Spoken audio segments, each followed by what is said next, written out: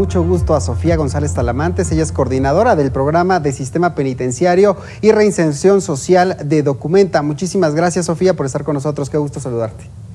Muchísimas gracias por la invitación. A ver, cuando hablamos de crisis en los centros penitenciarios de este país, ¿a qué nos referimos particularmente?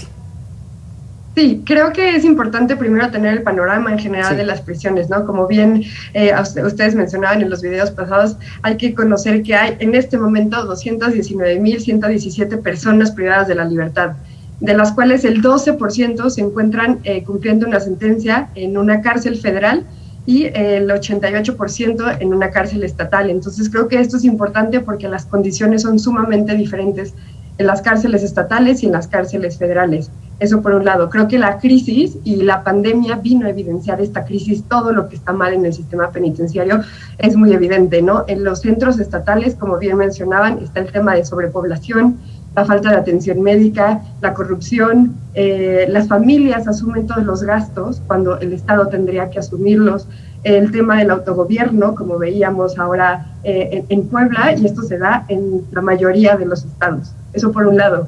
Y por el otro lado, en los centros federales y específicamente los CPS, que les llaman los que tienen contratos de prestación de servicios, están muy alejados, están en medio de la nada, están muy alejados de las ciudades, hay otra situación y otras crisis. Entre ellas, por ejemplo, el tema del aislamiento.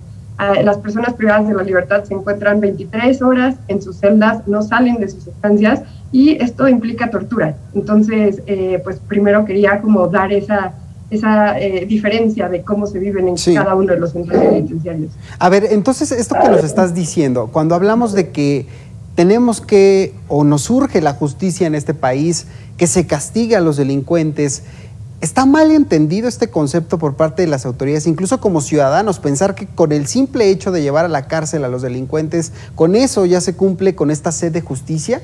¿La justicia qué tanto está relacionada con la infraestructura también?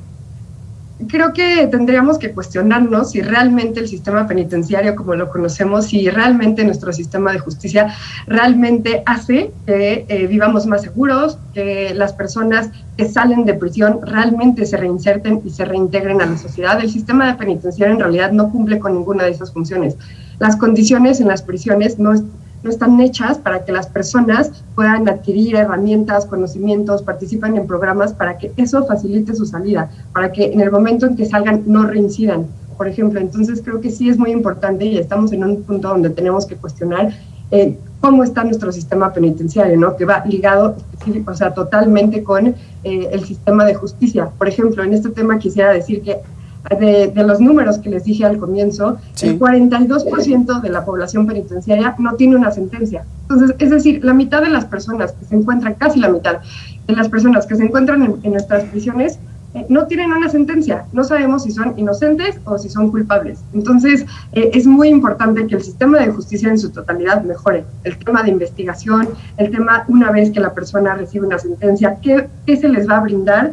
De herramientas, de servicios, porque al final son personas que están cumpliendo una cuestión jurídica, pero van a salir, son parte de la sociedad y también son el reflejo de nuestra sociedad.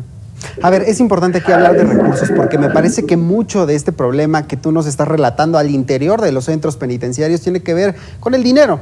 ¿Con cuánto se le inyecta en capacitación, también en infraestructura, para no tener a estas personas en un hacinamiento y en condiciones completamente inhumanas? En esta administración, en la pasada quizá, ¿hay interés que se traduzca justamente en recursos para estas personas? Creo que en el tema de las cárceles federales empezó esta modalidad de contratos de prestación de servicios a las prisiones federales que se les llaman CPS, que tienen iniciativa privada. Esto empezó en el 2010 con Calderón, fue esta idea. En 2013 empiezan a entrar en funciones algunos, 2016, y en 2018 ya están operando 8 centros penitenciarios a nivel federal con iniciativa privada. Aquí es importante mencionar que las empresas de lo que se hacen responsables son de la infraestructura, de la tecnología, de los insumos de higiene personal, de ropa, de materiales para actividades, pero la seguridad sigue siendo responsabilidad del Estado. Entonces, la gran problemática que identificamos en estos centros que están en medio de la nada, de estos 8 CPS, es que, por ejemplo, no los sacan a actividades porque hay muy poco personal de custodia. Entonces, como tienen a personas, por delincuencia organizada, por secuestro, por estos por estos delitos. Entonces, al momento en que no hay el suficiente personal de custodia, deciden mejor dejarlos privados en sus estancias durante 20 a 23 horas, lo que les comentaba al principio.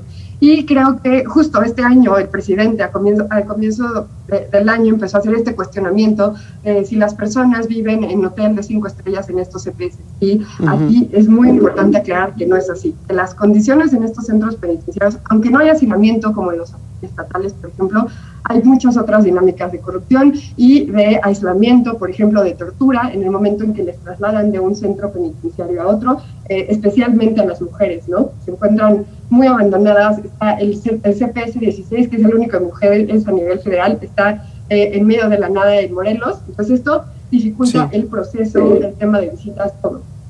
Finalmente te preguntaría a propósito de este tema que comentas de la seguridad. Veíamos este anuncio que hace la jefa de gobierno aquí en la Ciudad de México de que estos centros penitenciarios, las cárceles de la capital del país, pasen a manos de la Secretaría de Seguridad Ciudadana. ¿Esto reforzaría realmente aquí en la capital, donde incluso dentro de estos centros se van manejando estos delitos como extorsiones? ¿Crees tú que esto pueda tener un impacto positivo para las cárceles capitalinas?